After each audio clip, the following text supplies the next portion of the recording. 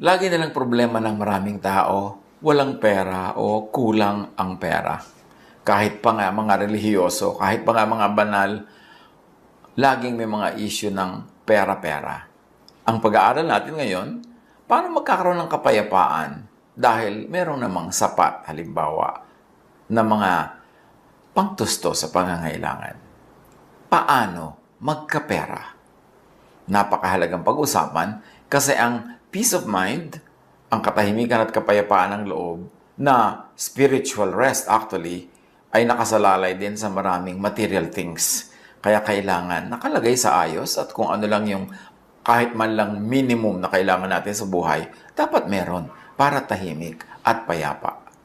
2 Kings 4:1 up to 7, isa sa mga lagi nating binabalik ang kwento na hindi naman maubos-ubusan ng aral para sa atin. Minsan, ang asawa ng isa sa mga propeta ay lumapit kay Eliseo. Sinabi niya, "Hindi po kaila sa inyo na ang asawa ko ay namuhay ng may takot kay Yahweh hanggang sa mamatay. Ngayon po, ang dalawa kong anak na lalaki ay gustong gawing alipin ng isa sa mga pinagkakautangan namin. Ano ang maitutulong ko sa iyo?" Tanong ni Eliseo. "Ano bang meron ka sa bahay mo?" Malaki ang problema ng babae. May utang na iniwan ng kanyang namatay na asawa na propeta pa man din, at ang kanyang dalawang anak na bata pang lalaki ay kukuhanin ng pinagkakautangan nila, gagawing alipin kasi ng batas nila noon pwedeng pambayad sa utang ang anak. Kaya sabi naman niya sa kanyang propeta na siyang amo, siyang leader, siyang teacher ng kanyang namatay na asawa, "Eto po, alam niyo naman na ang aking asawa maka-Diyos, pero ang dami naming utang at ang mga anak ko magiging slaves pa." So, nagpapatulong siya actually.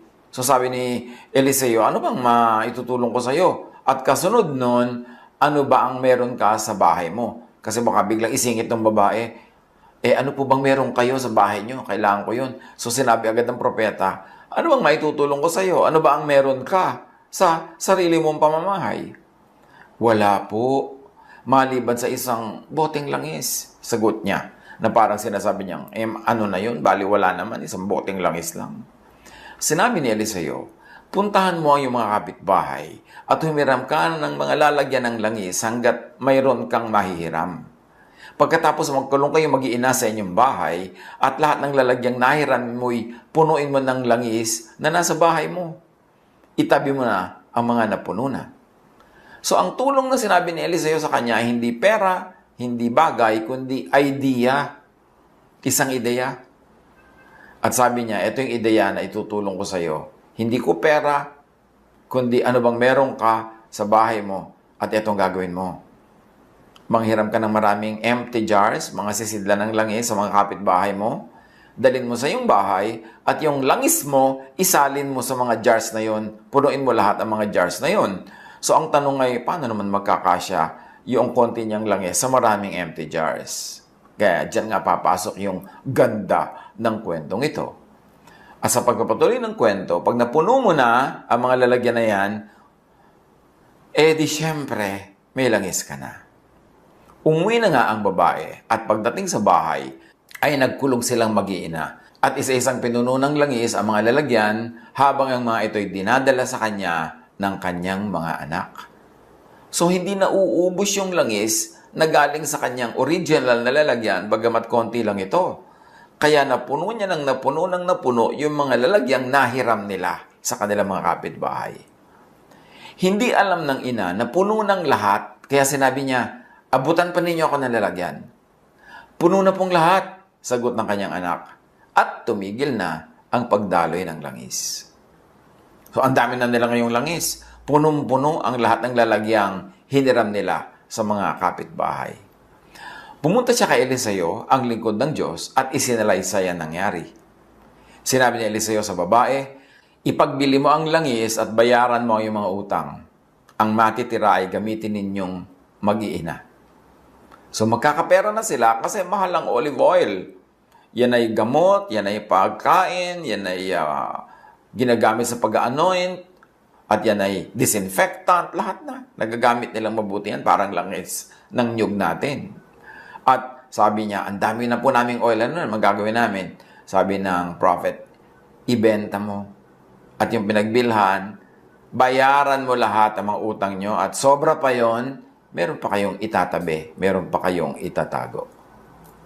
So the wife of a man from the company of the prophets cried out to Elisha, "Your servant, my husband, is dead. And you know that he revered the Lord, but now his creditor is coming to take my 2 boys as his slaves." So the death of a family member, especially the death of a breadwinner, could be a financial blow to a family or to a dependent. Pag may namatay, financial problem usually ang kasama niyan. Lalo't lalo kung yung sumakabilang buhay ay siyang inaasahan, sinasandalan, kinakapitan ng mga naulila. May lesson agad sa atin yan. Do your best to not depend on someone else, on only one person or a supporter. Hanggat kaya, habang kaya, huwag umasa sa iba. Kahit yung iba na yon ay tatay, nanay, kapatid, anak, asawa, pinsan, kaibigan, do your best to earn your own money. Do your best to have your own trade para hindi ka aasa dahil pag namatay siya, paano ka ngayon? Lalong-lalo kung wala naman kayong mga insurance, wala kayong mga kabuhayan, paano na ako nakaasa ka lang? Nakakapagtaka yung marami, tahimik na tahimik ang buhay nilang umaasa lang sa isang tao naghahanap buhay. Hindi ba lang lalo yung isip, paano pagka biglang kinuha ng mga anghel tong aking inaasahan? Anong kakainin ko? Huwag umasa hanggat pwede. 1 Thessalonians 4:11-12. Make it your own ambition to lead a quiet life. You should mind your own business and work with your hands, just as we told you, so that your daily life may win the respect of outsiders and so that you will not be dependent on anybody.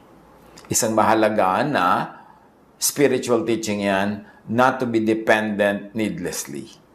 Unless you're too young, too old, or too sick, or you are nag-aaral, o kaya ay meron kang hinihanda, kailangan self-supporting ka para mas secure ka. Do your best to be a more than one income household. Tulad ng buong pamilya na ito, isa lang pinagkakakitaan ng inaasahan, yung kita ng kanilang tatay or husband na prophet. At marami mga pamilya, one income household.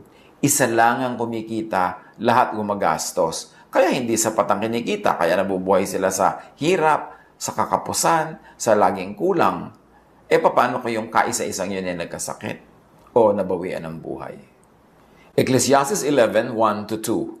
Ship your grain across the sea. After many days, you may receive a return. Invest in 7 ventures, yes, in 8. You do not know what disaster may come upon the land. So even though sa pag-i-invest, kailangan may konting diversification. Do not put all of your eggs in one basket.